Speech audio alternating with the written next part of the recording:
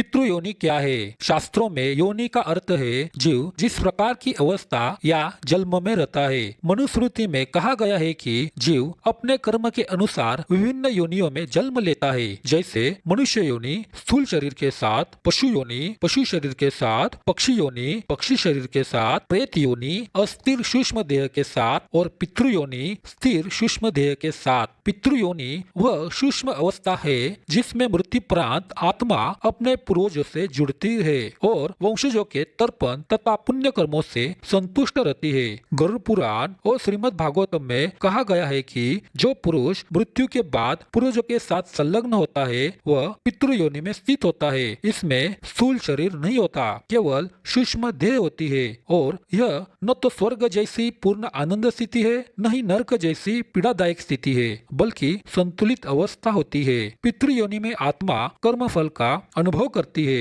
और वंशजों के श्राद्ध या दान से तृप्त होती है। यदि ये नहीं होते तो अस्थायी क्लेश और तृष्णा का अनुभव होता है। सारांश, पितृलोक वह मध्यवर्ती लोक है जहाँ आत्मा वंशजों के पुण्य कर्मों से तृप्त रहती है और स्थूल शरीर का अभाव रहता है। पितृयोनि की स्थिति और पितृयोनि की विशेषताएं। पितृयोनि की स्थिति शास्त्रों में विस्तार पूर्वक वर्णित है और इसे विभिन्न ग्रंथों के अनुसार समझा जा सकता है। गरुड़ पुराण प्रेत कल्प के अनुसार मृत्युपरांत जीव पहले प्रेत योनि में जाता है जहाँ वह अस्थिर सूक्ष्म देह के रूप में असंतोष और तृष्णा का अनुभव करता है। इसके बाद जब उसका सापड़ीकरण संस्कार संपन्न होता है तो वह पितृयोनि में प्रवेश करता है। इस मार्ग में उसे यमराज के दूतों द्वारा सही पद दिखाया जाता है। पितृयोनि में आत्मा को वंशजों द्वारा दिए गए श्राद्ध, तर्पण और पिंडदान से तृप्ति मिलती है। मनुस्मृति अध्याय 3 में स्पष्ट कहा गया है कि पुत्र का जन्म ही पितरों की मुक्ति का मुख्य कारण है, क्योंकि पुत्र भविष्य में श्राद्ध और तर्पण करेगा। यदि पुत्र न हो तो आत्मा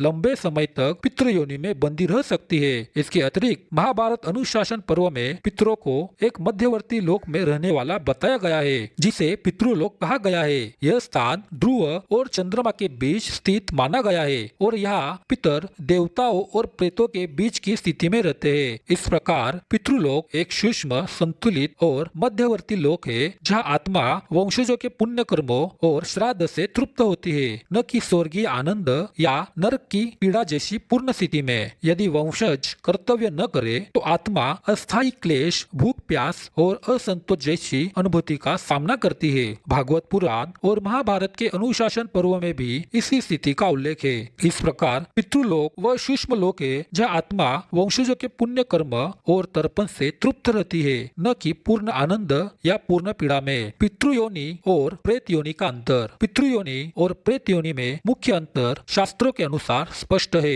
प्रेत योनि वह स्थिति है जहाँ मृत्यु के बाद यदि संस्कार पूर्ण न हो या व्यक्ति के जीवन में पाप अधिक हो तो आत्मा इस योनि में जाती है। यह आत्मा अशांत, पीड़ादायक, तृष्णा और असंतोष से भरी रहती है और पूर्ण संतोष या आनंद प्राप्त नहीं कर पाती। आमतौर पर यह अस्थायी अवस्था होती है। इसकी सामान्य अवस्था लगभग 12 दिन से 1 वर्ष तक रहती है। इसके विपरीत पितृयोनि में प्रवेश उस आत्मा को मिलता है जिसके संस्कार संपन्न हुए हो, जैसे सापड़ीकरण और अंतिम संस्कार, और जो अपने पूर्वजों से जुड़ती है। यह स्थिति शांत और संतुलित होती है और वंशजों के श्राद्ध और तर्पण से तृप्ति रहती है। पितृयोनि की अवधि लंबी होती है, कई पीढ़ियों तक, जब तक वंशज पुण्य कर्म और श्राद्ध करते रहते हैं। प्रेत योनि में मुक्ति का साधन श्राद्ध, प्रायचित और दान है, जबकि पितृयोनि में श्राद्ध, तर्पण और संतति यानी वंशजों के पुण्य कर्म पितरों को तृप्ति और संतुलन प्रदान करते हैं। शास्त्रीय प्रमाण के अनुसार यह विवरण गरुड़ पुराण के प्रेत कल्प में, मनुस्मृति के अध्याय 3 में और महाभारत के अनुशासन पर्व में मिलता है। पितृयोनि की अवधि। पितृयोनि वह संतुलित सूक्ष्म लोक है जहाँ आत्मा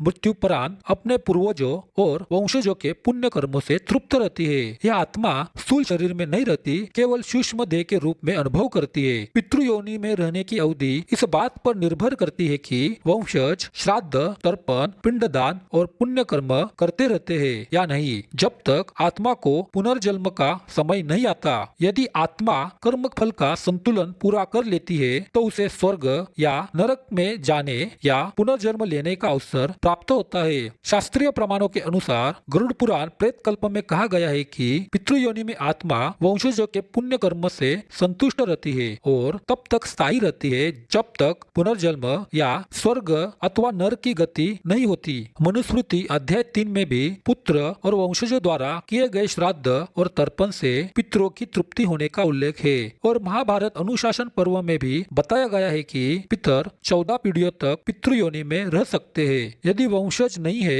या कर्तव्य नहीं निभाते तो पितर अस्थायी क्लेश का अनुभव करते हैं, फिर भी पितृयोनि में रहते हैं। संक्षेप में पितृलोक एक संतुलित सूक्ष्म लोक है जहाँ आत्मा वंशजों के पुण्य कर्म और तर्पण से तृप्त रहती है और इसकी अवधि कई पीढ़ियों तक हो सकती है जब तक पुनर्जन्म या स्वर्ग नरक की गति न हो। क्यों कहा गया है पुत्र धर्मात् पितॄन् त्रायते। पुत्र धर्मात् पितॄन् त्रायते का शाब्दिक अर्थ है कि पुत्र या वंशजों द्वारा दिए गए धार्मिक कर्मों जैसे श्राद्ध, तर्पण, पिंडदान और दान से पितरों की आत्मा नरक और क्लेश से मुक्ति पाती है। या पुत्र शब्द केवल संतान नहीं बल्कि संस्कृत उत्पत्ति अनुसार पुत्र यानी नरक या क्लेश और त्रायते यानी उद्धार करता है के रूप में लिया गया है। भावार्थ यह है कि पितरों की आत्मा मृत्यु के बाद पितृयोनि में रहती है और यदि पुत्र या वंशज अपने धर्मानुसार कर्म करते हैं तो पितरों को संतुलित सुखद अवस्था और तृप्ति प्राप्त होती है।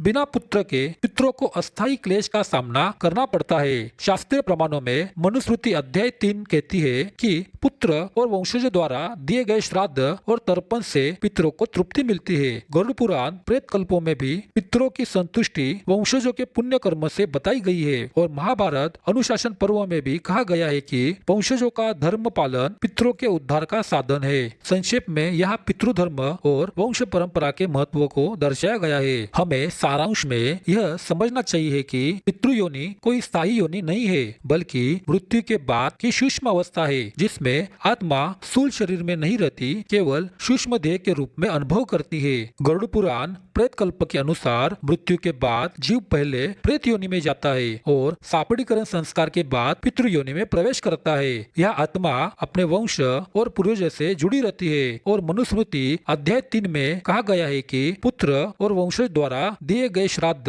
तर्पण और पिंडदान से पितरों को संतोष और तृप्ति मिलती है। श्राद्ध और तर्पण पितृ योनि में आत्मा को तृप्त और संतुष्ट करते हैं, जबकि यदि वंशज कर्तव्य का पालन नहीं करते तो पितरों को अस्थायी क्लेश और तृष्णा का अनुभव होता है। जैसा कि गरुड़ पुराण में कहा गया है कि श्राद्धम तु तृप्तिकरम पितृणाम। पितृयोनि स्थायी नहीं है, आत्मा यहाँ तब तक रहती है जब तक पुनर्जन्म, स्वर्ग या नरक की गति न हो। और शास्त्रों के अनुसार महाभारत अनुशासन पर्व में कहा गया है कि पितर कई पीढ़ियों तक पितृयोनि में रह सकते हैं यदि वंशज पुण्य कर्म करते रहे। जैसे ही आत्मा का कर्म फल संतुलित होता है वो अपने कर्मानुसार स्वर्ग, नरक या पुनर्जन्म की ओर बढ़ती है। संक्षेप में पितृयोनि मृत्यु के बाद की सूक्ष्म अवस्था है जहाँ आत्मा वंशजों के पुण्य कर्म और श्राद्ध से तृप्त रहती है। यह अवधि स्थायी नहीं होती और आगे की गति कर्मानुसार होती है।